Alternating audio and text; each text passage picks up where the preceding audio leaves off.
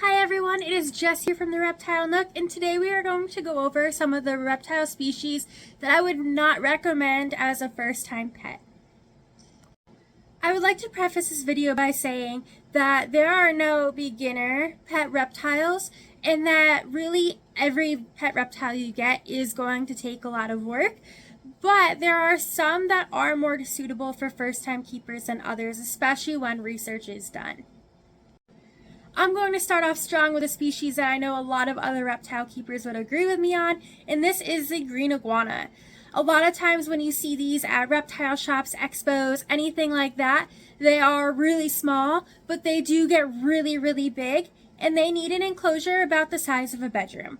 So they do need a lot of space. Not only that, but they can be very defensive. So they can be very bitey, they will tail whip, and it can be painful. So just a lot of things to keep in mind when you are thinking about getting a green iguana.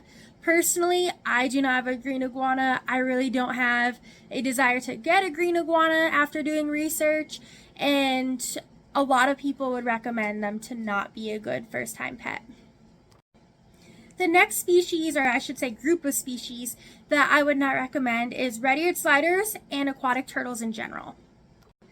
In a lot of states, you can't even get red-eared sliders as pets anymore because they are becoming more and more invasive in certain areas. I know in New England that is a big issue. And aquatic turtles in general, they just take a lot of work to maintain that water.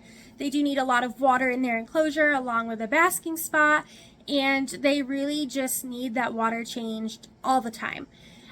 Weekly sometimes almost isn't even enough depending on the way you have your enclosure set up for these guys, and they live a long time. So they can live 50+ years with proper care, and that is a really big commitment, especially for an animal that needs that much water, that many water changes. Next up on my list is the 3 largest snake species in the world. So these would be our Burmese python, green anaconda, and reticulated python.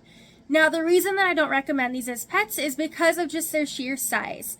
Now as they get bigger, they will need multiple people to handle them if you're going to try to pick them up for safety reasons, and they just need so much space because of their really big lengths.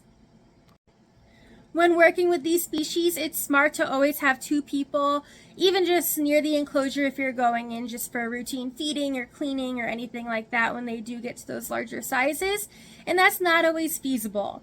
And the size is just sometimes unattainable, often unattainable, for the average reptile keeper.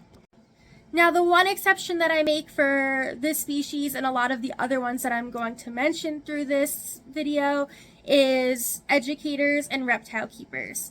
Now the reason that I make an exception for these scenarios is because these places will have these species for the purpose of education to help people learn about snakes. And these education places, they do their research and they provide the proper enclosures and the proper amount of space that these large animals would need, and they have the manpower to have 2, sometimes even 3 people going in to work with that animal anytime it needs to be worked with or handled. The next species that I would recommend is the tegu. Now I do have a tegu myself, Scarlet. I love her to pieces, but I will say even for me as an educator and a reptile keeper, I waited 2 years of researching and planning and preparing before I even thought about bringing Scarlet home. Tegus, depending on your species, can get 4 to 5 feet when full grown. That will also depend on if it's male or female. And not only that, but they are omnivores. So you're going to need to feed them fruits and vegetables. You're going to need to feed them meat. You're going to need to feed them a big variety of food that can cost a lot of money to prepare.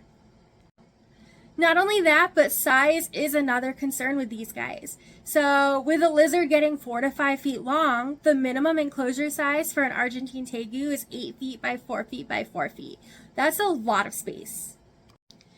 This species is also very smart. They do require a lot of enrichment, and they can bond with their handlers, but they can be very dangerous to work with. Just like the green iguana, they can tail whip, they have sharp claws, they have a bite force equivalent to that of a German Shepherd. So not a species whose mouth you really want to get too involved in if you're trying to work with them. This is a species that benefits from enrichment, so things like puzzle feeders, time to free roam, if you're able to do that, are all things that also greatly benefit your tegu if you were to keep one. And because of that, it just makes it so complex to care for the species. One more thing to mention with tegus is that they do go through a grumpy teenager phase called puberty. This teenager phase comes anywhere from 1 to 3 years of age usually, and it oftentimes hits reptile keepers when they least expect it. During this stage, they tend to go backwards on any training and bonding sessions that you have with this lizard species, and it can take 6 months to a year of having to just ride it out. And a lot of times this is the period when reptile keepers will surrender their tegus to rescues and things like that. And a lot of people just aren't prepared for that stage, and that stage specifically is another big reason why I would not recommend a tegu as a pet, especially for a first-time keeper. I will say though, I personally do love tegus. Scarlet is one of my favorite lizards that we have at the Reptile Nook. She is a species that I wanted for a really long time just because of how smart they are, how inquisitive they are, and how well they can bond with their handlers, especially when they're young and beyond that puberty stage. The next species that I wouldn't recommend is the Chinese water dragon. Now, Chinese water dragons are beautiful, so many people like them, and for good reason. They are another slightly smarter species, not nearly as smart as a tegu, but they're just really beautiful creatures. This is a species though, however, where a lot of the individuals that are found in the pet world are taken from the wild, and because of that they're not always very healthy and they just don't thrive very well in captivity. A lot of times they nose surf on enclosure walls and things like that. They don't really do well with glass, they don't do well with mesh. There's a lot of different things that can contribute to nose surfing and just other issues when keeping a Chinese water dragon. Many Chinese water dragons also don't make it through the first year of life with their keepers. So that's another thing to keep in mind, and probably best to just stay away from keeping them and leave it to the zoos and other places that will educate and do more research on how to properly care for them. Last but not least, I feel like this is my most controversial one in this video, but the sand boa.